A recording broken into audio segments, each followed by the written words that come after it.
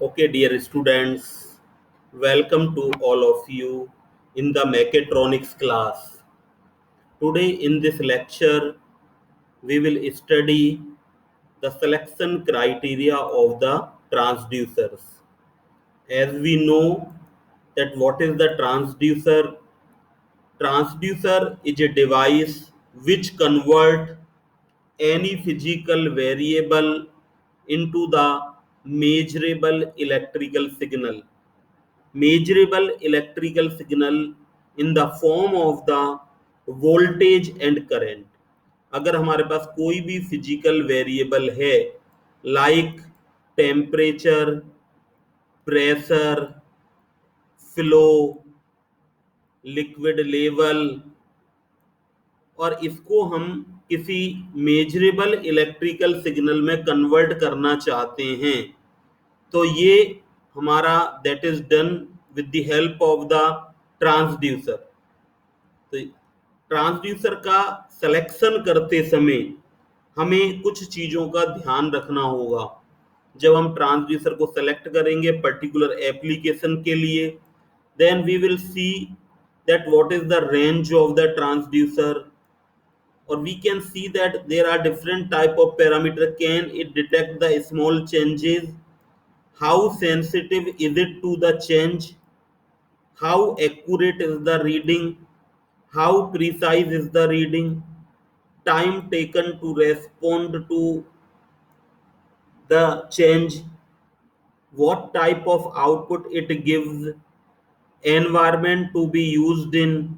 Calibration needed? Does it work with wide range of controllers? Does it need external power source? Is it compact and what is the cost? In this way, a question to be asked when selecting a transducer, and we will consider all these parameters to select a best transducer for a particular application. Now we will see the one by one all the parameter. First is the range. What should be the range of the transducer? So there is a two thing. One is the range and another is the span. And what is the difference between the both the things, range and span? Maximum and minimum value which can be sensed by sensor is called the range. Suppose we can say like 0 to 20 ampere, that is the rating of a ammeter. Here 0 is the minimum range and 20 ampere is the maximum range. In this way 0 to 20 ampere is the range of the transducer, and span is called the difference between the maximum and minimum value. Now if range is the 0 to 20, then span will be 20 minus 0 is equal to 20. तो we should see that हमारी requirement क्या है। जैसे कि अगर हमको temperature measure करना है और उस टेम्परेचर को मेजर करने के लिए हमारे पास टेम्परेचर का जो रीडिंग है वो हम 150 डिग्री सेंटीग्रेड मेजर करना चाहते हैं, और वी कैन से हमने एक ऐसा टेम्परेचर ट्रांसड्यूसर ले लिया जो कि केवल 50 डिग्री सेंटीग्रेड तक ही मेजर कर सकता है, तो दैट इज नॉट गुड। तो हमें ऐसा ट्रांसड्यूसर सेलेक्ट करना होगा जो हमारा 150 तक मेजर कर दे। इसी तरह से resolution, second parameter is the resolution, the smallest change. अगर कोई पैरामीटर हम मेजर कर रहे हैं और उसके छोटा सा भी इसमें स्मॉलेस्ट चेंज हो रहा है, क्या हम उसको डिटेक्ट कर पा रहे हैं? कई जगह पर क्या होता है, it depend on the requirement. जैसे फार्मास्यूटिकल कंपनीज हैं, वहाँ पर जो हमारी सिरप वगैरह बनती हैं, मेडिसिन बनती हैं, तो वहाँ पर अगर टेम्परेचर में थोड़ा सा भी चेंज हो जाएगा और वो अगर हमारा ट्रांसड्यूसर डिटेक्ट नहीं कर पाएगा, तो हमारा प्रोडक्ट है उसकी क्वालिटी है वो डिटीरियोट हो सकती है।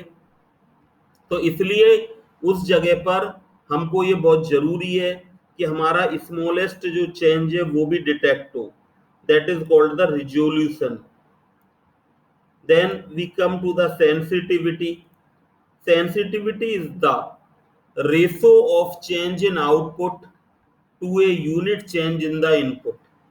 So we can define the sensitivity as is equal to delta output upon delta input।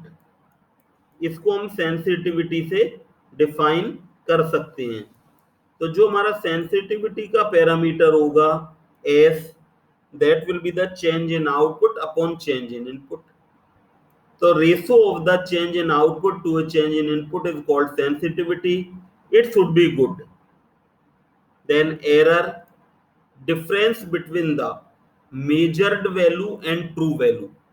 We can define the error. Error is equal to measured value minus true value, so by which we can calculate the error.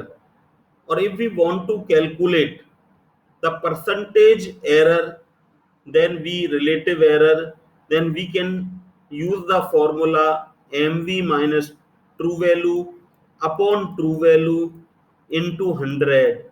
It gives the percentage error. Now come to the accuracy.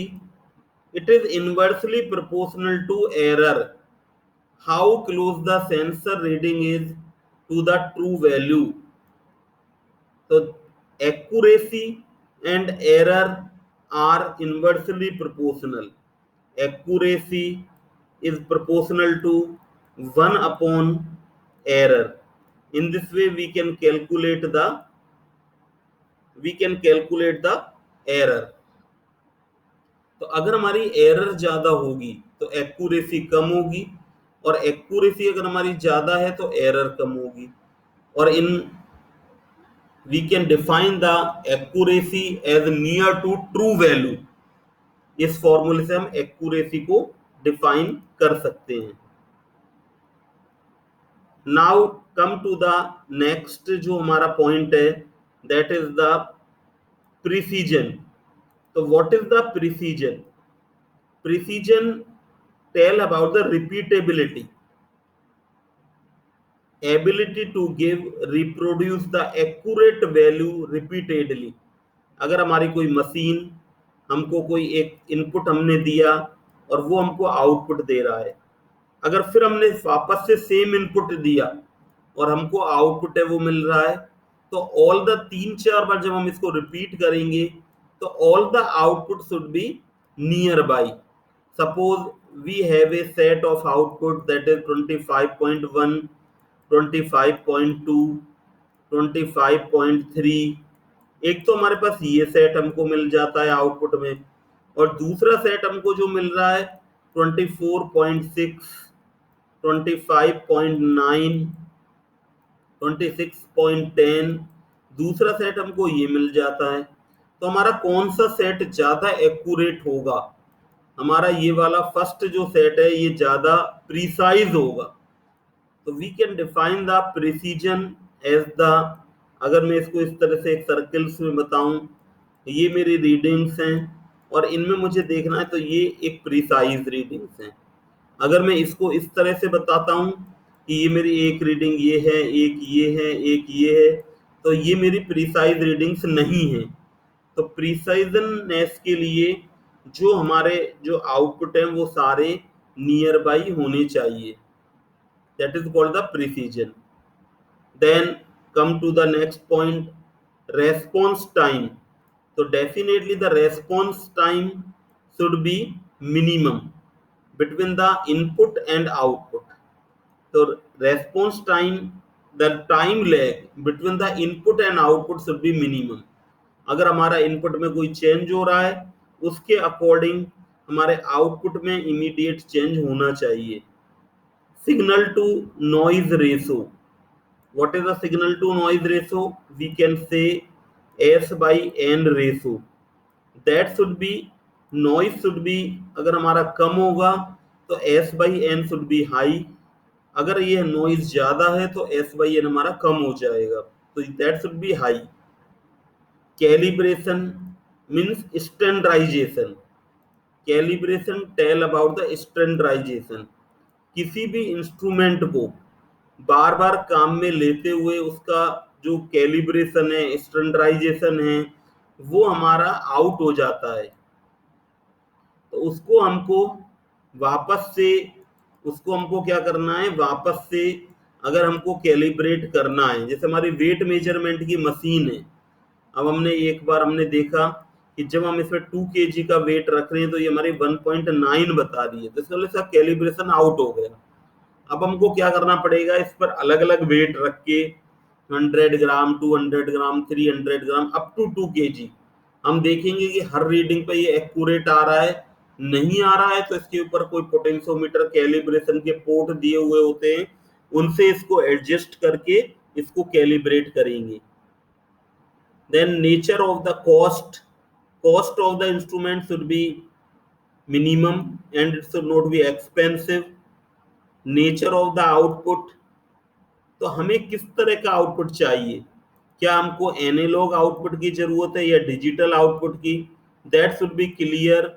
According to that we will take the decision and our output should be according to our requirement।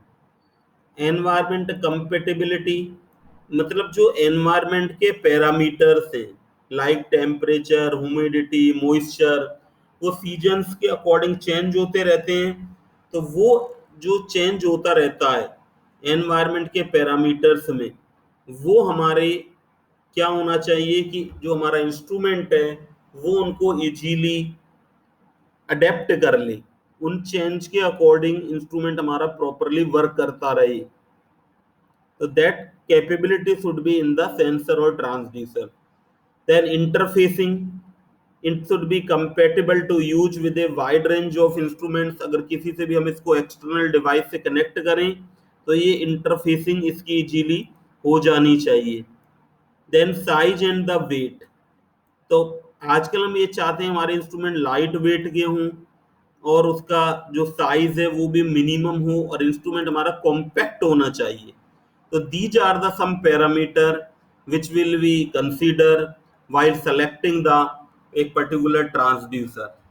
और इन सब parameter को हमको ध्यान में रखना पड़ेगा जब भी हम कोई ट्रांसड्यूसर को सेलेक्ट करेंगे।